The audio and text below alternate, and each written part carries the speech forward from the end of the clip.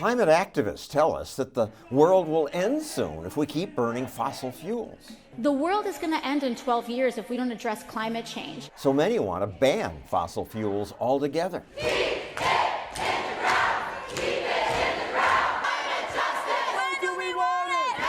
I wish the activists would just read this book.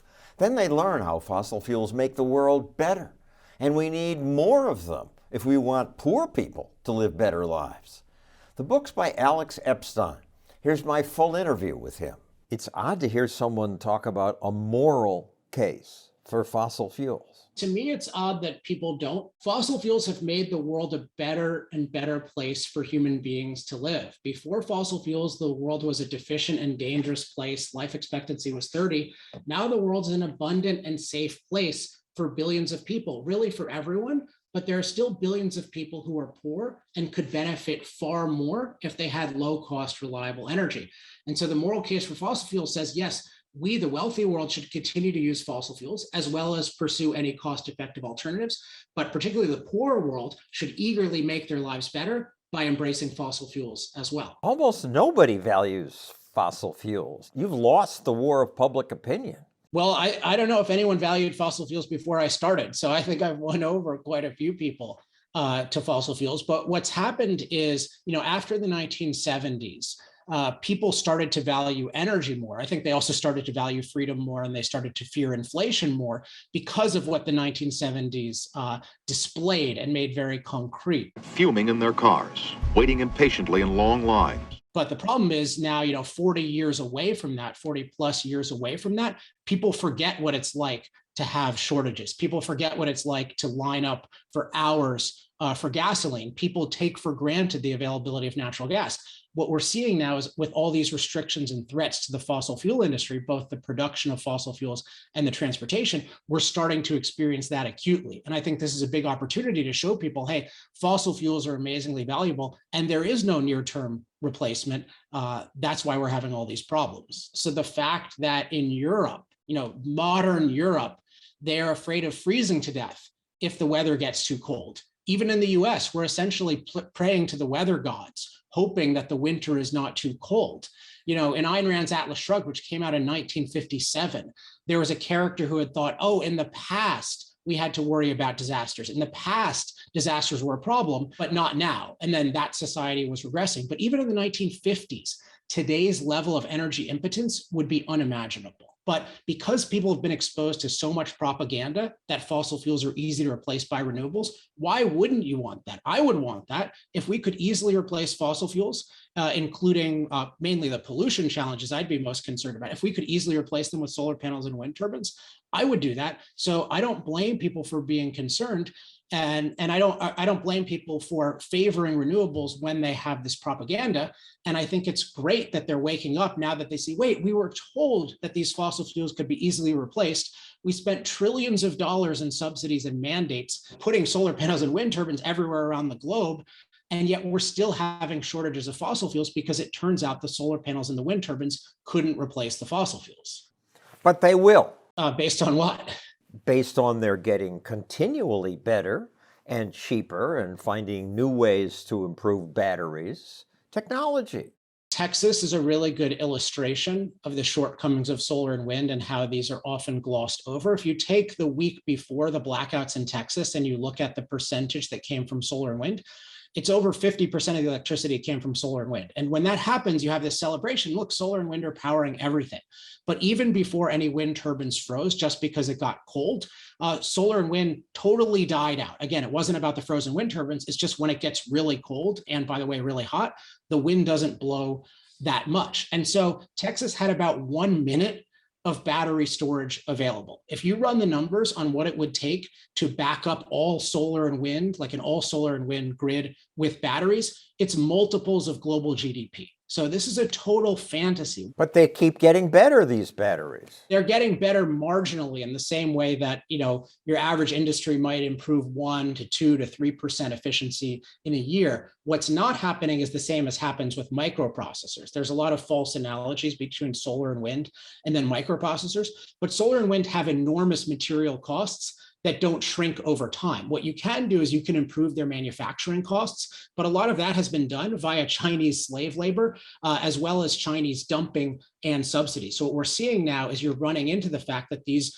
require a lot of raw materials, and many of those raw material prices are going up.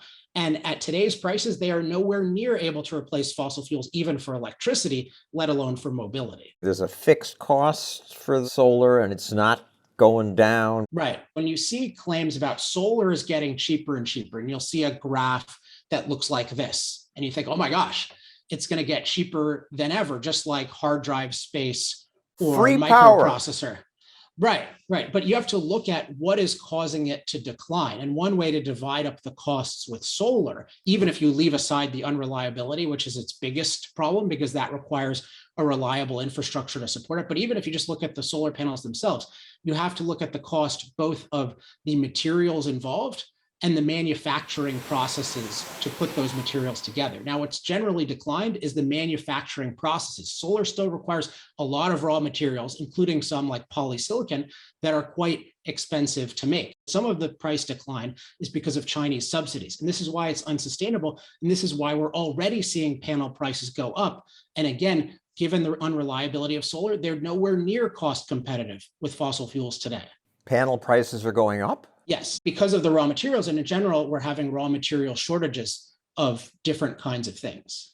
And this is going to get much worse as you try to scale them globally. Many of the materials, really most of the materials in the so-called solar wind battery economy, there is no market evidence that these can scale globally. What's happening is just governments are arbitrarily saying, we're going to scale this at an unprecedented rate. And when governments do this versus when this actually happens on markets, you'll inevitably have shortages because the central planners have no idea how much lithium can scale, how much certain rare earth elements can scale. And they're already running into these big limitations. It's not renewables that are spiking in cost now, it's fossil fuels. Right. So there's a question of what does it mean that there are price spikes in fossil fuels? And what it means is that there is an increase in demand relative to supply. And the question is, why is there a low supply of fossil fuels? Is it because there's not enough fossil fuel in the earth? No, there's more accessible fossil fuel than ever. Is it because the industry isn't very good suddenly? No, the industry is more effective than ever at cost effectively getting oil, coal, natural gas out of the ground.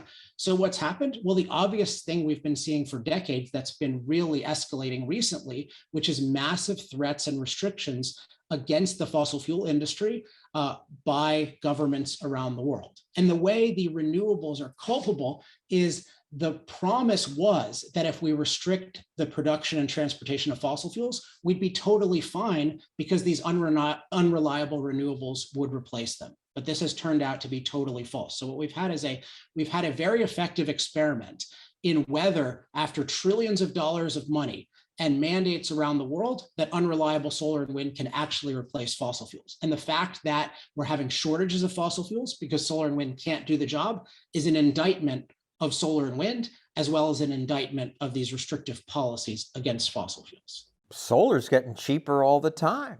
It's already cheaper than fossil fuels. If you want to look at the cost of anything involving electricity, you have to look at the full system cost of using it. And when we look at solar and wind around the world, for some reason, it always correlates to rising prices as well as declining reliability. Why is this? It's because when you buy solar panels, you're not replacing coal plants, you're not replacing gas plants, because at any given time, the sun can go near zero. So you have to buy the solar panels in addition to the coal plants, in addition to the gas plants, plus pay for a bunch of infrastructure. So the key point is solar panels and wind turbines don't replace the cost of reliable electricity, they add to the cost of reliable electricity. Because you've always got to have a fossil fuel plant to back them up. Yeah, or a nuclear plant, but unfortunately the pro-renewable movement is rabidly anti-nuclear. Anti-nuclear, anti-coal, anti-natural gas, anti-oil, anti-any fossil fuel. We are going to get rid of fossil fuels. Biden's defenders will say, well, we didn't get rid of fossil fuels. But what people don't appreciate at all is what these threats do to prices. Because when you threaten an industry, what you do is you scare investors and you scare producers, because you're basically telling them, hey, if you undertake the production of oil, which is a long-term costly process, then you are not going to get rewarded, or at least there's a good chance you're going to get punished. Well, if you send that message to the market, then the market will flee from coal, oil, and gas. And this is exactly what has happened. So even though most of his restrictions haven't yet taken hold, it's not like the Keystone Pipeline being stopped directly raises the price. What has happened is his massive threats to industry have definitely cut down production and definitely raised prices. Good, say the environmentalists. This will speed our transition. It is Biden's actual view that it is good to raise the price of fossil fuels, but he does not want the political consequences of raising the price of fossil fuels. And this is what I find incredibly disingenuous about the green movement right now. If they said, you know what, today's prices are just a taste of things to come, we want fossil fuels to be far more expensive. We ought to have a price of gasoline at the pump. Like when I debated Robert F. Kennedy Jr., he said, yeah, gasoline should be over $12 a gallon. $12.50. What would happen? We'd all be driving electric cars. But they don't want to say this publicly. Most of them don't. They want to say, oh, we want to get rid of fossil fuels. But we want, in the meantime, coal, oil, and gas are going to be cheap. Your bills won't go up, and then they'll be magically replaced by solar and wind. But they can't be magically replaced by solar and wind because solar and wind don't replace costs of fossil fuels. They add to the cost of fossil fuels. So in reality, the only way to, quote, replace fossil fuels is to make energy unaffordable. You say unaffordable, but who's to determine what that is? If we're going to save the planet from climate change, we need to pay more. We live in a society that has no clue about how valuable low-cost, reliable energy is, because the general narrative is we're destroying the planet with fossil fuels, so who cares how much energy costs? But the truth is the exact opposite. The planet is only livable because of low-cost, reliable energy from fossil fuels. Historically, life expectancy was below 30. Income was basically non-existent, which means everyone had very few resources. The population was stagnant because people had such a high death rate. And the basic reason is that nature is not a very livable place for human beings. The Earth is naturally deficient, and it is naturally dangerous. And the only way we can prosper and flourish is by being extremely productive.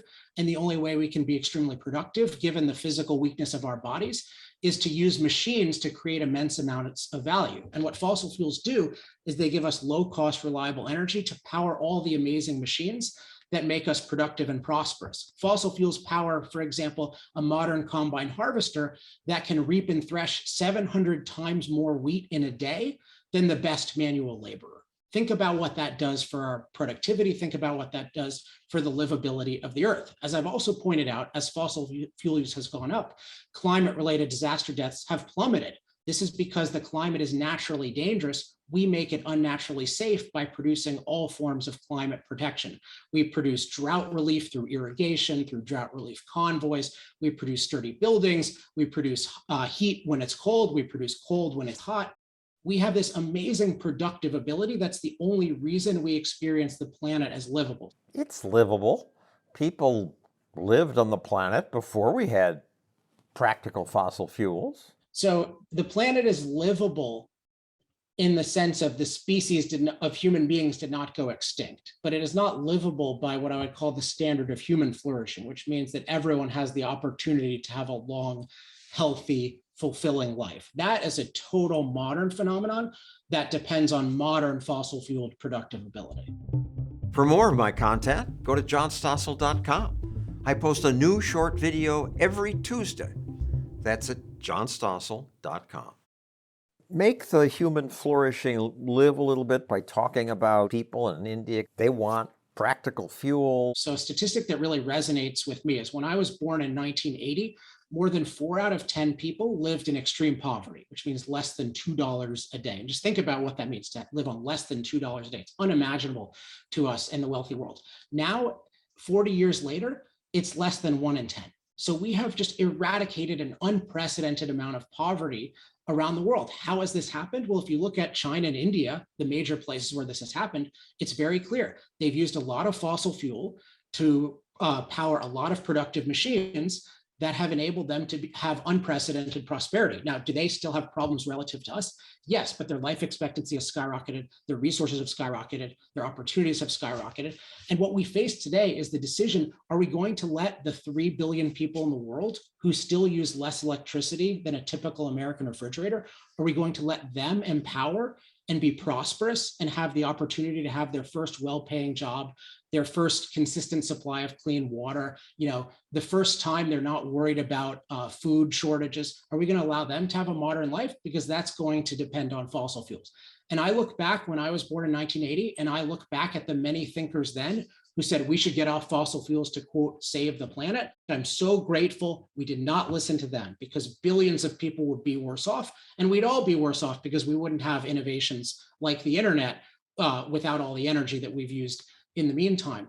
And I look at today's situation in the same way. I view today's world as radically underpowered, and I think it's criminally ignored that there are billions of people who are poor and who will not become wealthy if they don't have low-cost, reliable energy, and that's going to require more fossil fuel, not less. And when you say, are we going to allow? It's not up to us to allow. India and China have billions of people who want refrigerators and air conditioners, and they're going to build coal plants. They should. I mean, what we definitely have an obligation to do is to do nothing to stop it. And if you look at a lot of what's happening today with, say, the United Nations Intergovernmental Panel on Climate Change, there is enormous pressure on different countries to stop using fossil fuels. Every country, every city, every company, every financial institution must radically, credibly, and verifiably reduce their emissions and decarbonize their portfolios starting now. And I would say the biggest victims are not China and India, because they've started fossil fueled industrialization. And once things are started, they're hard to stop. But the real victims, I would say, are in Africa, because Africa is much earlier in terms of empowering, in terms of industrializing.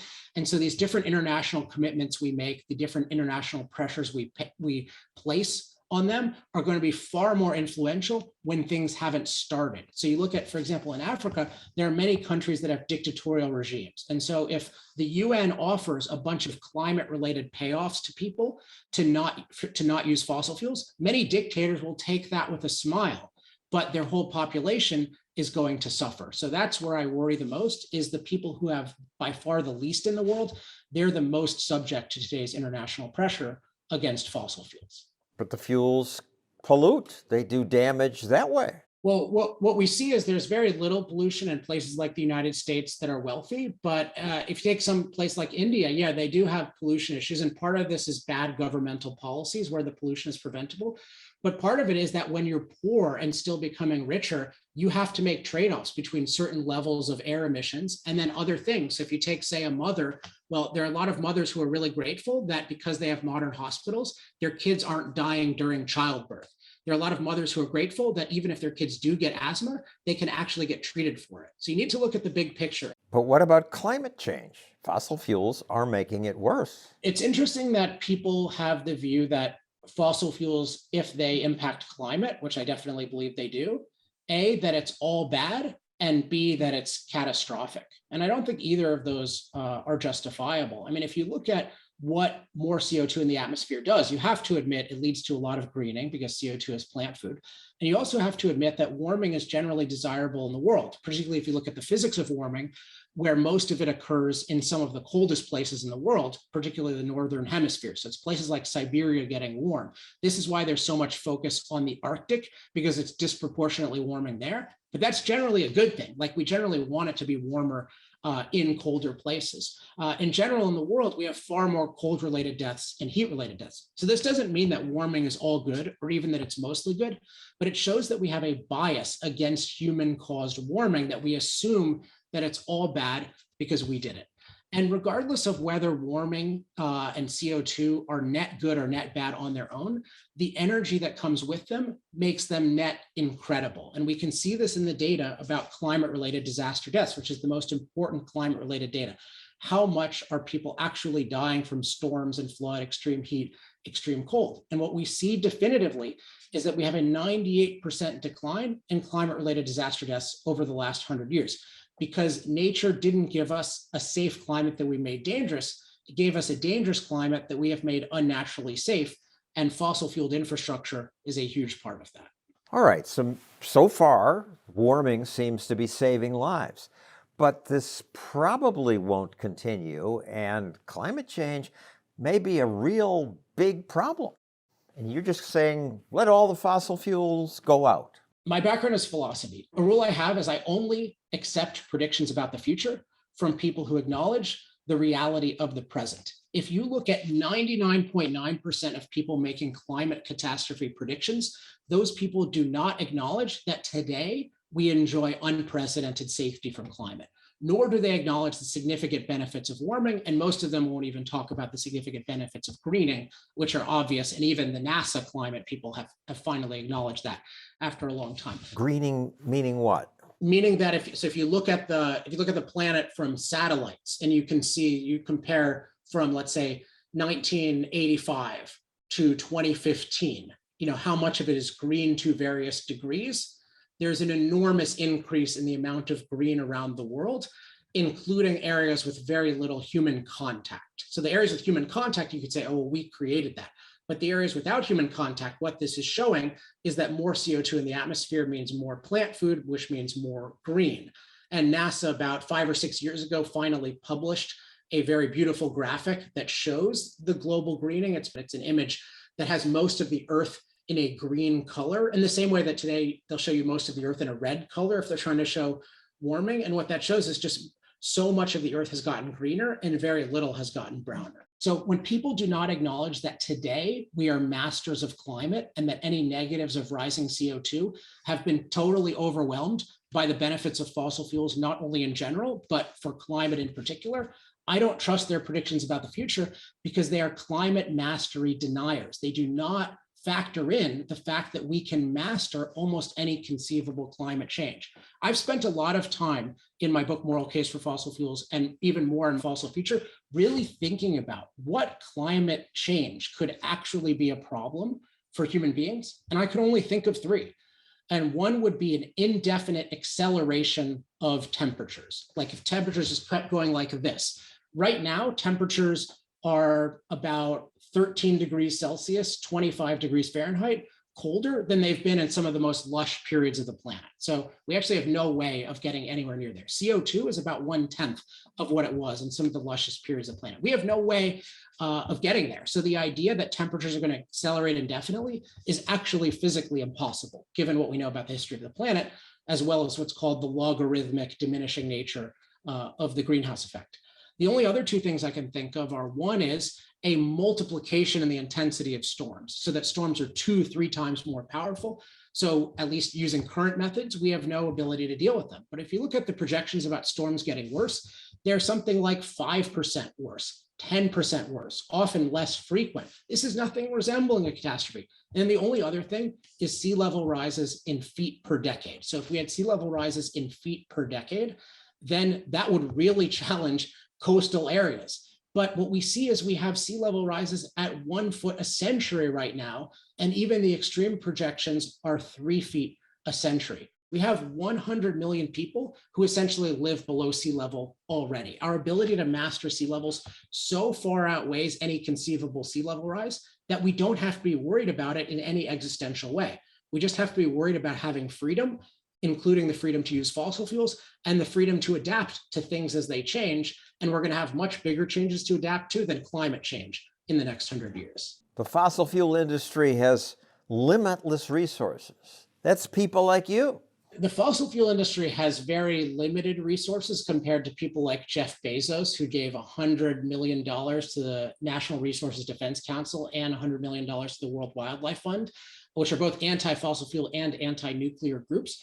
But even the fossil fuel industry these days gives far more to anti-fossil fuel causes than to pro-fossil fuel causes. You see, ExxonMobil has given over $100 million to some climate catastrophe group in Stanford. And so the truth is, if you talk to most people who are skeptical not of climate change, but climate catastrophe, they desperately need money. I'm in a little bit of a different situation, in part because I'm a commercial success, but the idea that people who challenge fossil fuels are getting tons of money thrown at them is a total farce. You look at protests, for example, you've seen that protest where there are 100,000 plus people marching in New York City, and I have an I Love Fossil Fuels sign. Well, one of the reasons that there's so many people there is they pay protesters. Is anyone paying 100,000 people to support the fossil fuel industry? Not in my experience. Who's paying protesters? Greenpeace.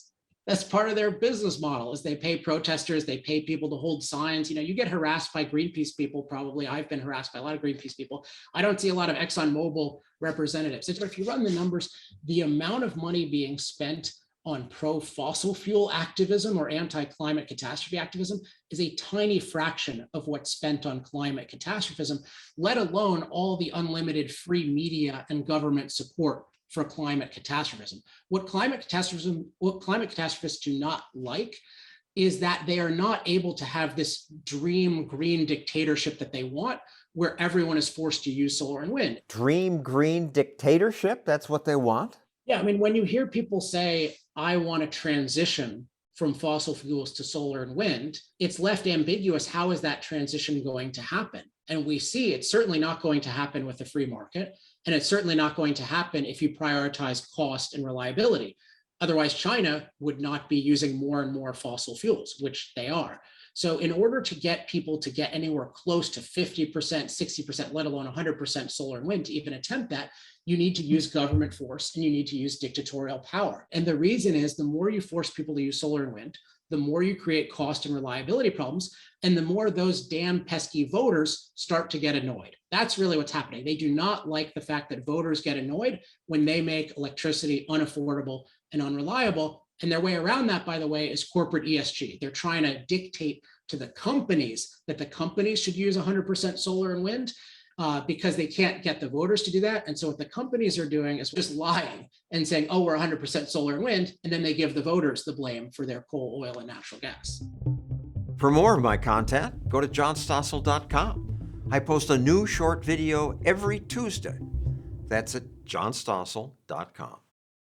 Wall Street sees the writing on the wall and sees that the future is in renewables. Wall Street is playing a really malicious role right now in renewables. I would say the whole corporate world is playing an incredibly irresponsible role. Part of it is a lot of lying about being 100% renewable.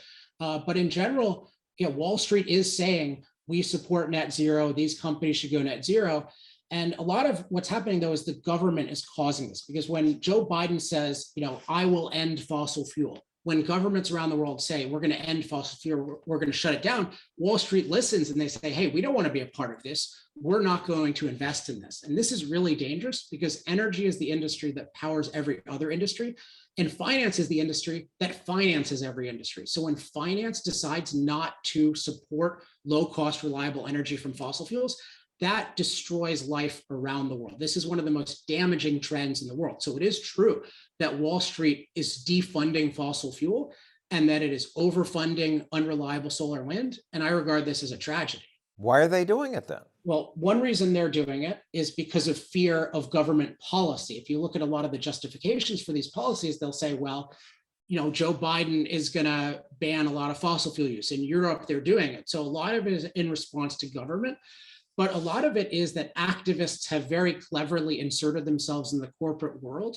And what they've found is that it is easier to manipulate corporations than it is to manipulate voters. And this has been a very deliberate strategy. Bill McKibben, whom I debated in 2012, the thing that motivated me to debate him is he announced this strategy of we're going to shame the corporate world, the investment world. We're going to make them like apartheid in South Africa. We're going to divest from them. We're going to threaten them unless they make these pledges to go off fossil fuels and on green. And what we found is these corporations are a lot more cowardly and a lot more oblivious to consequences than the average voter, because McKibben explicitly said, the voters aren't doing what we want, but maybe we can manipulate these corporations. Everybody wants renewable energy and doesn't care much about this. Until there's a shortage, until there's a blackout, or even until prices go up 20%, the people freak out. Suddenly they get interested. Well, the thing is, it's understandable that people want so-called renewable energy because we've been told not only by governments, but also by corporations that it is 100% possible to rapidly replace fossil fuels with renewables. For example, you have companies like Apple, Salesforce, Facebook, Google saying we're already 100% renewable. Make Apple carbon neutral. Wait, no, we've already done that. Which is a total lie. So you can divide this into two basic deceptions. One is how they use operations. So you think, oh, Apple's operations, that must mean all the operations in the company, like the COO presides over all the operations in the company. But no, usually what they refer to are things like keeping the lights in the stores on. It refers to a very small percentage of their energy use, particularly the electricity use of their building. So this is one fallacy that occurs all the time, where companies will use euphemisms like operations to talk about a small percentage of their energy use. So Apple is manufacturing less than half, less than 10%? Much less than half. So for example, I'm documenting Mercedes-Benz right now, and what they talk about when they claim to be 100% renewable is less than 2%. So they talk about their auto manufacturing and it's less than 2%. And you can find this buried in their reports. This is very, very common. So if you take Apple, for example, Apple operates in China, which has 2/3 of its electricity from coal. The way electricity works is you use whatever the grid average is at all times. So Apple is using an enormous amount of coal, yet it claims to be 100% renewable in its operation. So you can just imagine that what they're always doing is they're taking a small portion of their energy use, and they're saying, oh, this is our operations, and then we're going to call that renewable. But the other thing they're doing is even the small percentage of their operations that they are calling their operations is never 100% renewable, particularly 100% solar and wind, because no grid in the world is anywhere near 100% solar and wind. So for example, Apple operates in North Carolina, which is 50% fossil fuel. Well, how can they be 100% renewable on a grid that's 50% fossil fuel? What they do is they pay the utility in North Carolina to say, you know, that coal and gas that are being used on this grid and that you're using, Apple, you don't get any blame for that. We're going to put that on the consumers and the other companies. So we're going to attribute your coal and gas use to them, and then you get credit for the solar and wind that they use. The analogy that I have is, imagine that Tim Cook wants to travel on an ocean liner, which is powered by oil fuel, but he wants to get it 100% renewable. So what he does is he tells the captain, hey, put a sail on top of the ocean liner, and that's going to generate a little energy. And then you tell everyone that I got there with the sail and everyone else got there with the oil. Picturing the ocean liner with the sail, and they're paying the ocean liner, they're paying the utility. Like, they pay them a direct bribe, gift to say... It's called a renewable electricity credit. So this is a standard accounting form of what I would call accounting fraud. Because what's happening is that in reality, you need fossil fuels to be productive today, but companies want the label of being 100% renewable. And so our government-controlled electric utilities have created a solution, which is renewable electricity credits, which is that on a mixed grid that has fossil fuels and usually some small amount of solar and wind, that if you pay a premium, then you get credit for others' renewable electricity usage, and they get the blame for your non-renewable electricity usage. This is standard practice. I think it should be the subject of a class action lawsuit. I think it's totally unfair, but it is universal today. Why is it unfair? They presumably are getting paid more and they can spend that on converting to renewables. Because the people who are being blamed for Apple's coal and oil and natural gas use don't know about it. So it's an unfair labeling. But the other thing that's happening is it causes these grids to add more solar and wind, which adds more cost and decreases reliability. And the basic reason is because solar and wind are uncontrollable and intermittent, they can almost always go near zero, or at any time, they could go near zero. This is what happened in Texas. At one moment, it's providing half the electricity, then it's providing almost none of the electricity. That's a big problem. But environmental activists say, we have an answer. By mixing and matching renewable energy sources and building up battery storage, we can keep the lights on 24/7 with 100% renewable energy. I mean, there's just no basis for this whatsoever. This is just a made up claim. I mean, I could claim that you could power the world with all the energy that exists in the atoms of a swimming pool, but it can't actually happen. So if you actually run the numbers, you use solar panel costs, wind turbine costs, transmission line costs, and above all battery costs, because battery is where you run into the limitations. I ran these numbers doing 100% solar with Elon Musk's best battery prices, and I found that it would cost multiples of global GDP to come up with this imaginary thing. So we're not even 1/10 the way to what people are claiming. And solar prices are already going up. The raw material prices of batteries are already causing problems. So this is just a total fantasy, which is why nobody has done it anywhere ever. If renewables keep growing at the rate that they grew the past decade, we will meet 100% renewable energy by roughly 2035.